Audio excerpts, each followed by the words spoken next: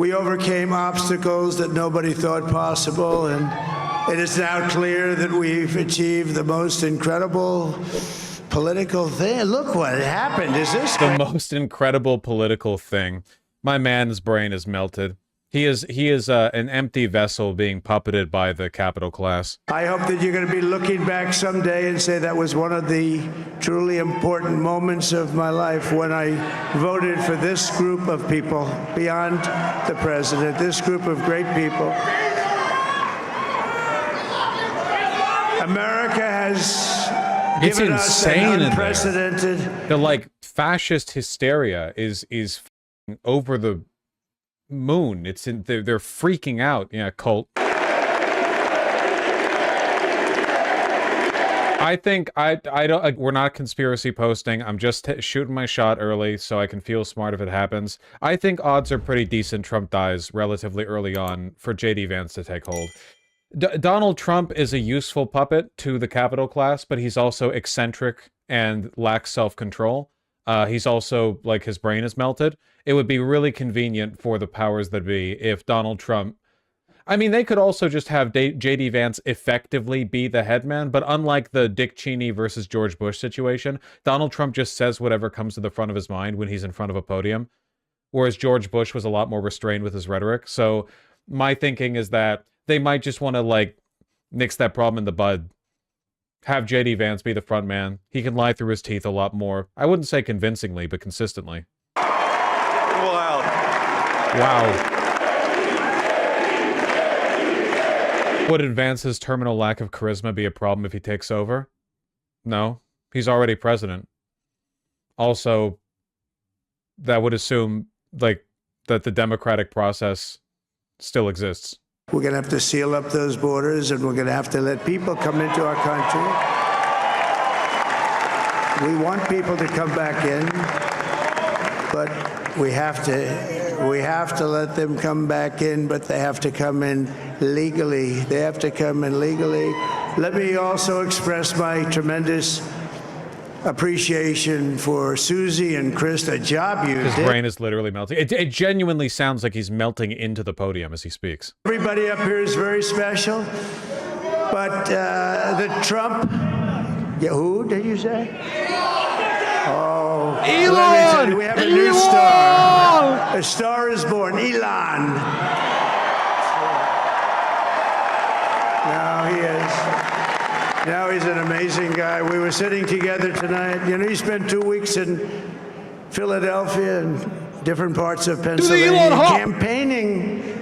You know, he sent the rocket up 2 weeks ago, and I saw that rocket, and I saw it coming down. I saw it, and I saw those engines firing, and it looked like it was over. It was going to smash, and then I saw the fire pour out from the left side, and I put it straight. And it came down. Genuinely, the absolute best case scenario for this administration, and I'm not being ironic, is Trump doesn't get, like, pushed down a flight of stairs. He stays in. His brain is melted to the point where he can't develop. Like, they tried a Project 2025, but he's, like, obstinate and uncooperative. And there are a lot of people who are hardline, like, Trump cultists around him, not hard calculating Project 2025 Heritage Foundation goals. So the cultists protect Trump, and Trump is too brain melted to, like, to enact, like, the worst case scenario, and he stays around the whole 4 years, and his ego get in the way of them, like, coldly and effectively dismantling American democracy.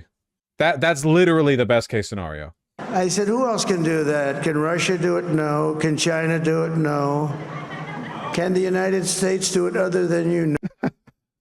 I'm sorry. We all need a little... Going back in time to push that motherfucker's gun slightly to the left. There was no other way. The world had to be fixed. Sorry. It's a joke. Just a joke. But he's a character. He's a special guy. He's a super genius. We have to protect our geniuses. We don't have that many of them. We have to protect our super geniuses. I want to thank some of the guys. You know, we have up here today the U.S. We really are approaching, like, the most soy... political timeline yet fathom. Like, I mean, Trump is a lot of things, but he's not soy, you know? Kamala, Hillary, a lot of things, but they're not soy. Barack Obama, W, a lot of things, but they're not soy. This, the JD Vance Elon power team, the blowjob brothers. Oh, man. And we also have a man, Dana White, who has done some job. Oh, Christ, the Dana White bit. He's that tough guy. Where's Nick Fuentes? Unironically, we're going to get close to that. Nobody deserves this more than him, and nobody deserves this more than his family does. This is what happened. It really is insane how up for sale this presidency is. Dana White is literally only here because he's wealthy and supports Trump. That's it. Like, this is the victory speech for a presidential campaign. And it's like, oh, here's a wealthy man. Like, here's a member of the capital class. Because he's a member of the capital class, he gets to be here. I want to thank some people real quick. I want to thank the Nelk Boys, Aiden Ross, Theo Vaughn, Bustin' with the Boys, and last but not least, the mighty and powerful Joe Rogan.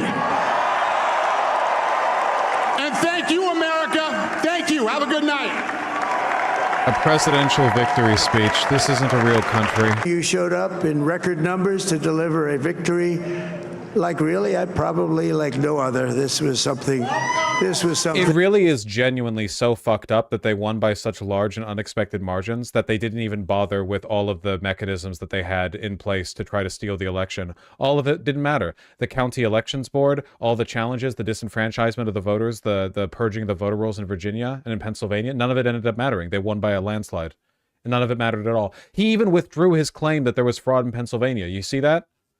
At the beginning of the election, right when Pennsylvania like just started getting counted, he was like, there's fraud, and then he withdrew the claim because he won. So like obviously he never believed there was actually fraud. He was just saying it, but now there's no point in keeping it up. They won, and Donald Trump is never going to have to win an election again. Robert F. Kennedy Jr., he came in.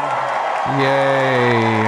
And he's going to help make America healthy again. And now he's a great guy, and he really means it. He wants to do some things, and we're going to let him go to it. I just said, but, Bobby, leave the oil to me. We have more liquid gold, oil and gas. We have more liquid gold than any country in the world. It's so fucking funny, the way they've put forward RFK Jr. And even in the victory speech, Trump has to remind the oil and gas lobby that they're not selecting RFK Jr. for his previous history as an environmental activist. For those of you who don't remember, historically, before like all of this, RFK Jr. was an environmental activist. For the most part, a pretty good and sincere one, as far as I can tell, though he was always like very conspiratorial about vaccines and other stuff, you know? So now, you know, they've done this whole like deliberate planting him in the Democratic primary, then he goes independent, then he goes Republican, like the whole grift from start to finish. And now he still has to be like, don't worry, fossil fuel lobby. We're ignoring him on all climate change related issues. We're just doing the vaccine denial bit. I mean, it's not like he's actually pro-environment anymore. He doesn't talk about it. He's fully for sale. I want to just tell you what a great honor this is. I want to thank you. I will not let you down. America's future will be bigger, better, bolder, richer, safer, and stronger than it has ever been before. God bless you, and God bless America. Thank you very much. Thank you. Thank you very much. Well, that was an abrupt cutoff. It was a pretty uneventful speech for the most part, aside for the Aiden Ross shout-out, I guess, which was pretty funny. Not gonna lie, I'm scared, man. I didn't think you were lying.